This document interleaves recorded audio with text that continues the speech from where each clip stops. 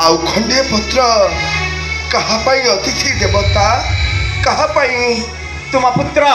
विशिकेशन राजा कौन कहले आपण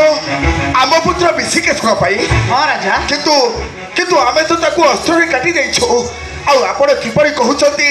निजर मांस को निजे करिवो भोजन सदा कहंतु आपण जड़े ब्राह्मण ना जड़े पागल तुम्हारी लगी मो पुत्र को मु खंड खंड करी काटी देछि आज परी कहछ डाक तुम पुत्र को से आसी ता मांस को करिवो भोजन तमे जड़े ब्राह्मण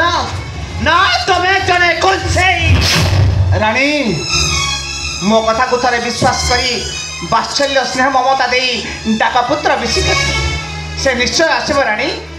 मो ऊपर भरोसा करी डाक रानी पुत्र नाम धरी डाक से निश्चय आसब रानी डाक रानी अतिथि देवता को कथा मानी तुमर वात्सल्य स्नेह ममता दे डाक आम पुत्र विशिकेशन को